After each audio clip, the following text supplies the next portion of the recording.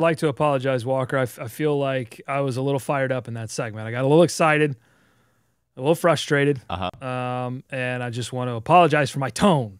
Okay. No, I think your tone was okay. I did not take any offense to what your tone was. You were frustrated with this one more so. You didn't feel like the Hornets bought in against the Clippers. Maybe they were look. It was an afternoon game. It was an afternoon tip. I think that matters, by the way. Like, and even the players, they kind of acknowledge it. Chad Iskey, he kind of mentioned it too at halftime. Said it's an early game, so we're going to try to have to bring the energy when he talked with Asher Shamity. You're playing a West Coast team. I know. It's like 7 in the morning for those guys. I'm only telling you it matters because they told us it matters. Chad Iskey is the one that said it kind of matters, and I understand that way of thinking. But you're right.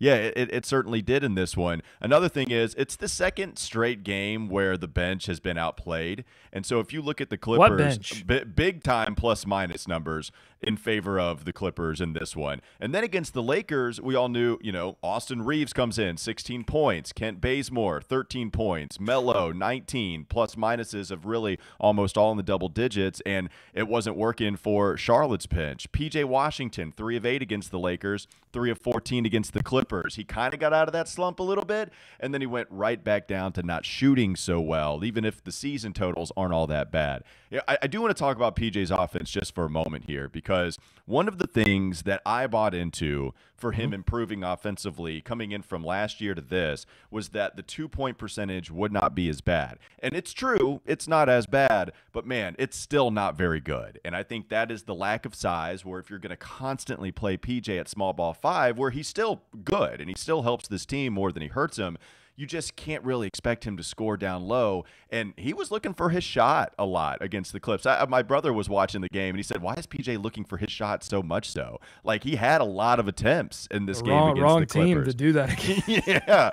And so I thought that was interesting, right? Like, they had experimented with Miles, and Miles, it took a while, but started to be able to do some things with the basketball.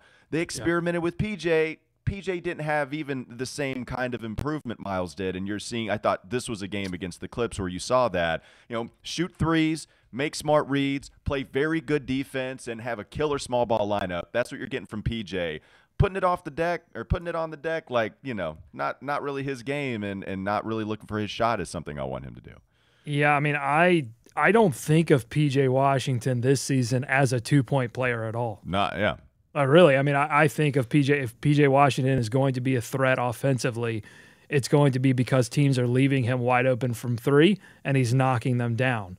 And he just hasn't been knocking them down very consistently, and that's why, it's so clear that he's struggling with his offense in general and offensive efficiency. The thing, too, is like Miles Bridges, and Zach Lowe pointed this out in his 10 Things article that he just released. Miles Bridges has benefited a lot, and so has LaMelo, from the way that the Hornets decide to run pick and roll with those two players.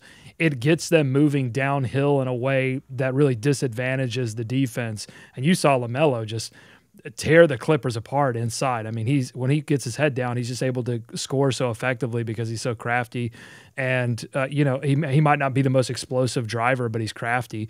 And Miles, same thing. I mean, he's just physical when he drives. But running those two in pick and roll has really benefited the team. And PJ doesn't get that same kind of action from the Hornets. The plays that they run from him are not quite the same, and so it's got to be pick and pop if you're rolling with him, right? Like, you can get some lobs. I think he may have had an alley-oop against either the Lakers or the Clippers, but he had a pretty nice dunk, and maybe that was kind of in transition as well. But point taken.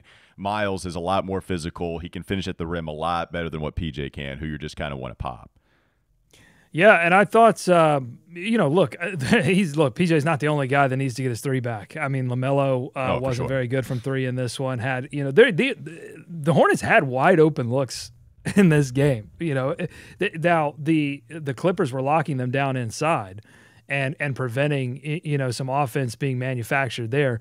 But the Hornets were pushing the pace. They were trying to play their game. They didn't knock down open shots, and they let their defense suffer as a result. Yeah, it sure did. So bad loss, especially when you get blown out by 25 points. You know, at first it was just going to be a loss that could have been bad because you wanted to show the world again that you could do it, 2 times against LA. But really it was a bad loss because they just played really at poorly, home, right? I mean, at home, we keep saying, oh, they got a lot of home games, they've been playing well at home, and then they throw this one away, and it's an extreme disappointment. Yeah, for sure. All right, for listeners who served in or worked for the United States Marine Corps, have family or friends you might have, I wanted to notify you of an available resource. From 1953 to 1987, personnel assigned to Marine Corps Base Camp Lejeune were potentially exposed to contaminated drinking water. The Marine Corps has since partnered with health agencies to conduct scientific studies to assess impacts from these potential exposures, and they are working to keep those Marines, their families, and civilian employees informed with updates and resources available to them. If you were someone